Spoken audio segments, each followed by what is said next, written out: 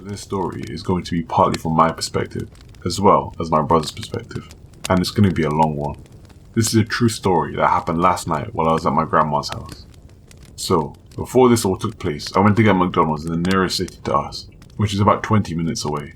After that, I decided to go down to my grandma's house instead of going straight home.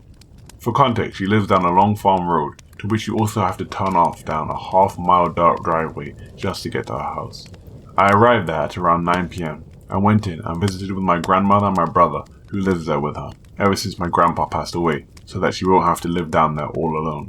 My brother and I took out my grandma's dog to pee around 10:30 PM, and we just sat outside listening to my music and talking for a while.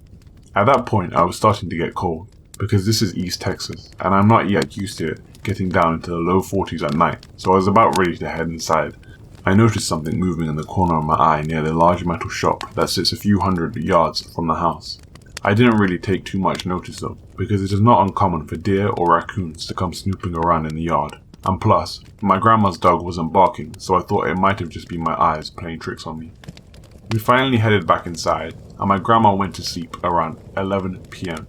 So me and my brother stayed up and played Among Us and watched YouTube for a while. At around 2:30 AM, I was very tired and ready to go home, so I asked my brother to walk with me to the door and make sure that I get out of my car, because I'm always very paranoid, especially at night. He joked around and said that he would turn the light off on me and lock the door, and I freaked out and begged him to walk me to the car, to which he finally humored me. I got in my car and immediately locked the doors, and I saw the porch lights turn off as I was driving off back down the dirt road. I got home within 10 minutes and fixed myself some ice cream before I sat down and enjoyed some creepy horror stories on YouTube. After another 15 or so minutes passed, and I got a FaceTime call from my brother, to which I picked up almost immediately. I could tell that he was freaked out about something, but he wasn't saying anything right away, so I asked him what was wrong. The following is my best attempt to paraphrase what my brother told me. He said that after I left, that he went back outside to listen to some more music and sit on the porch.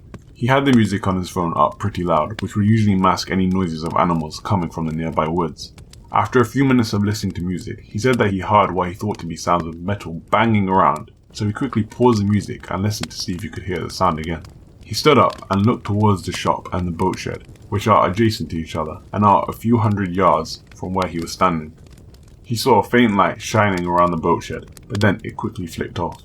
At this point, he was freaking out, so he quickly crept back inside the house and locked the door behind him. He said that he ran back to his room in the back of the house, I guess not thinking to wake up our grandma, and he grabbed his revolver. He quickly ran outside and saw the glow of the flashlight move around and then quickly shut off as soon as he noticed it. He walked out to the edge of the concrete carport and stared out towards the boat shed with his revolver down at his side. The only thing illuminating the boat shed was a faint light coming from the house. He said that he tried to muster up the most intimidating voice he could manage and said, "Who the hell is out there?" To which there was no immediate reply, except for a slight bumping sound which solidified the fact that someone was indeed there. Now keep in mind that this is out in the middle of the country in a town with a population of just over 1,000 people, and the nearest house is across the lake or miles down the farm road, so no well-meaning person would just happen to stumble across my grandma's house this late at night. Also, my grandma has had problems with people snooping around their property in the past, so this is not something any of us take lightly. And for the life of me, I can't tell you why my brother didn't just call the police. But you also have to remember that there is literally one cop in our entire town and it is 3 AM, so it would at least take 30 minutes for them to even show up. So anyway, my brother called again for the person to show themselves and repeated his question and asked the person to identify themselves.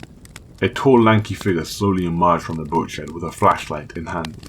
Although my brother couldn't see any distinct features about the person, he could definitely tell it was an older man and that it was no one that we knew.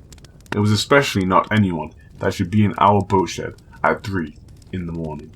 At this point, he raised the revolver up to point at the man and again shouted, "Who the hell are you?" The man was still silent and began slowly walking towards him. My brother pulled back the hammer of the revolver and gave one last verbal warning to the man and said, "I swear I will blow your head off. Now, who are you and why are you here?" The man quickly raised his hands up and said, "Whoa, whoa, whoa, calm down, man," in a taunting voice as he continued walking towards my brother. My brother fired a single shot just above the man's head, to which he finally took as his cue that my brother meant business. The man hurriedly took off on foot, back down the driveway, and my brother screamed, "Next time I won't miss."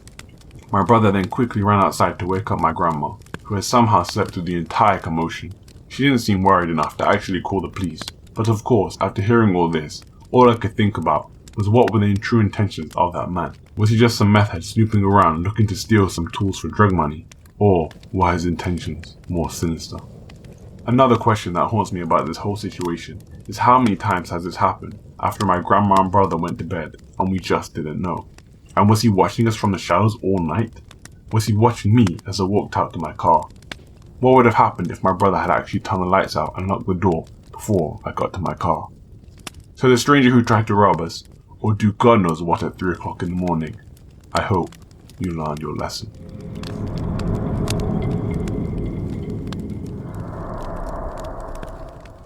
When I was in my early 20s, I went out to a nightclub for my friend's birthday. The night was bad from the start. My friend disappeared on me early in the party, leaving me with some of her male friends who I only just met. I didn't have a boyfriend, so I felt uneasy being left with these guys that I didn't even know. After some time hanging out with them, I noticed they were both acting very strange. I wasn't sure why. So I went looking for her, and I still couldn't find her. The music was too loud for us to hear each other on the phone, and our messages to each other became a wild goose chase. I started to think she's purposely stuffing me around, so I ended up deciding to leave. I texted her to let her know, and went outside to hail a taxi. The cab driver promptly arrived at the club entrance. I hopped in, feeling pretty crap about the night I had. I felt very uncomfortable with this driver. As soon as I got in, I just got bad vibes for some reason. I chalked it up to my own disappointment of how the night panned out. I needed to get home, so I brushed this feeling aside and gave him my address. Sitting in the front seat in silence, I just wanted to hurry up and get home. He was using GPS, so I didn't need to give directions. He made some small talk like, "How was your night? Did you have fun?" It was weirding me out because it was as if he knew I had a horrible time and was mocking me. I replied, "It was alright," not wanting to talk about it. The next thing I remember is waking up in the cab, still miles away from home and not too far from the nightclub, on a bridge that wasn't on the route back. I looked at the meter and it was already up to $50. This fare should have got me home already. Angry, he took advantage of the fact that I dozed off. I queried this and told the driver he will have to stop the meter as all I have is $50 and that should have been enough to cover my fare. He could cut the tension with a knife. He was livid. I confronted him. He stopped the meter and said, "Well, I'll pull over and you can get out here then." I told him he could not pull over on this bridge. It doesn't have a service lane and it is illegal to stop him. This particular bridge has barriers due to the high number of suicides. I asked why he even went this way. He said he followed the GPS. I expressed how unfair this was and that I should have been home by now. He continued driving. We didn't speak for the remainder of the trip. I could tell he was furious, and to be honest, so was I. When we arrived at my house, he still had that evil look in his eyes. As we pulled up, I handed over my debit card to pay. He glared at me as he snatched the card from my hand. Then I was struck with a horrifying thought. This man now has my full name and address. Nervously, I glanced over at his cab ID on the dashboard. To my surprise, the picture bore no resemblance to the man I was sitting next to. I suddenly became extremely scared.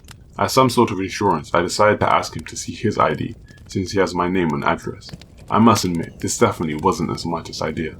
I never forget that evil look in his eyes as he said, "You want to know who I am? I'll show you who I am," and slammed the gas. I went into full panic, and as he went to swerve around the corner, speeding away from my place, I opened the car door ready to roll. Luckily, he had to slow down or the door would have hit a pole.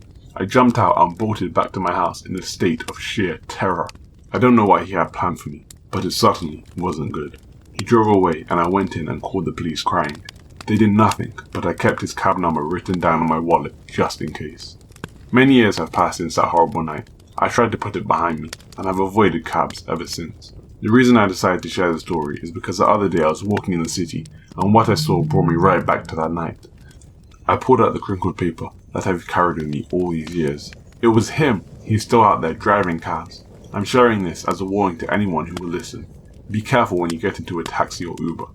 You never really know whose car you're getting into.